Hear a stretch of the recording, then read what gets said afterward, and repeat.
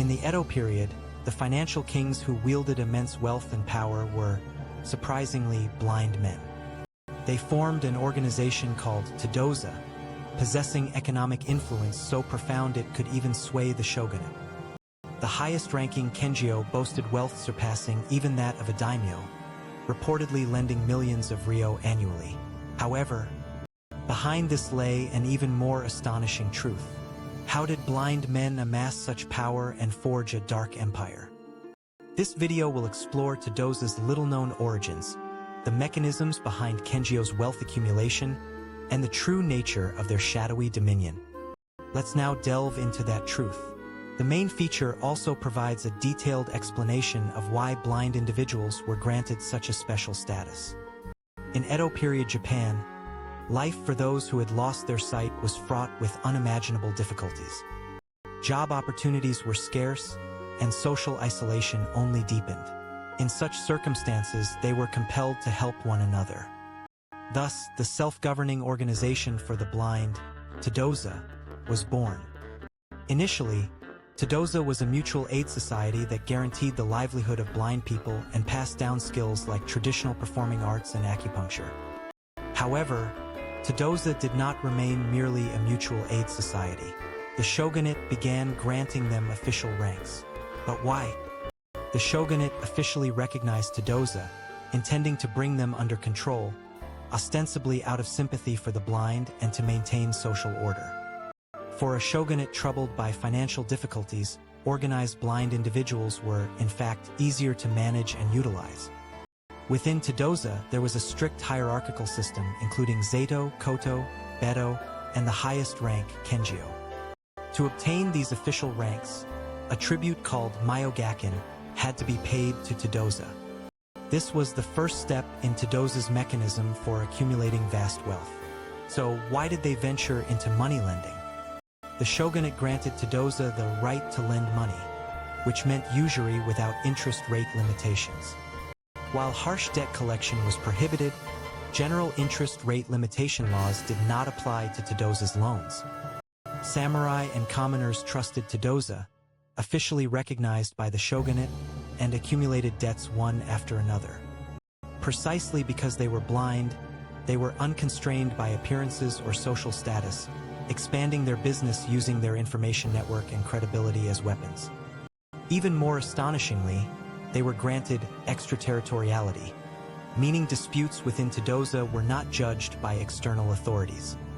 Even the shogunate could not intervene in internal Todoza conflicts, and their independent judicial power solidified their strength.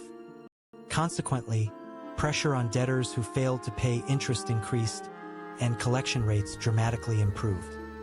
The highest-ranking Kengyo established a system that expanded financial networks across various regions, centralizing information and funds in Edo. By soliciting funds from the wealthy and lending them out at even higher interest rates, Todoza generated enormous profits. Todoza thus transformed into Edo's largest financial institution. So, how far did Kengyo's power extend? As the highest rank within Todoza and the overseer of the entire organization of the blind, Kengyo truly wielded immense authority. Presenting goyakin, or official funds, to the shogunate was a crucial role for Kengyo. This allowed them to acquire even more privileges. These goyakin became a vital financial resource for the shogunate, which was grappling with fiscal difficulties. Astonishingly, Kengyo were permitted to bear surnames and swords, their treatment comparable to that of a daimyo. Living in lavish mansions and employing numerous servants, their lifestyle rivaled the opulence of a daimyo.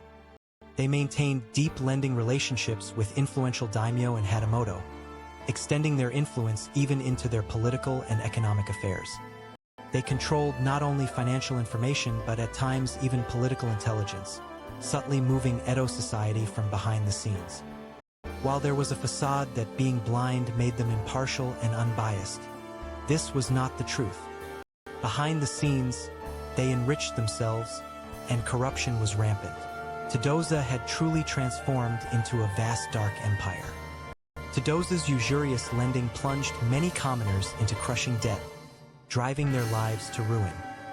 Aggressive debt collection became commonplace, leading to property confiscation and, at times, even contributing to human trafficking.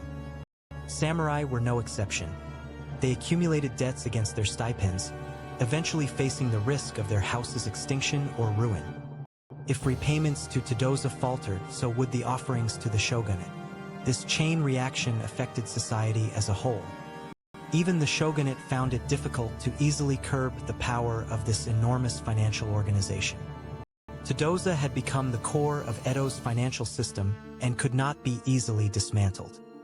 The shogunate attempted several times to enforce stricter discipline, but Todoza resisted, using their privileges as a shield, and the situation did not improve. Within Todoza itself, power struggles and corruption became severe, and conflicts among the blind reportedly never ceased.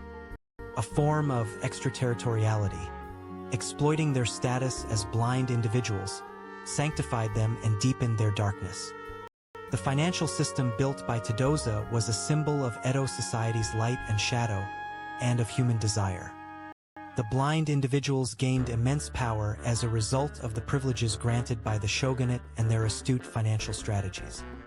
Kengyo's wealth was accumulated through a system where they enriched themselves in exchange for providing goyakin that supported the shogunate's finances.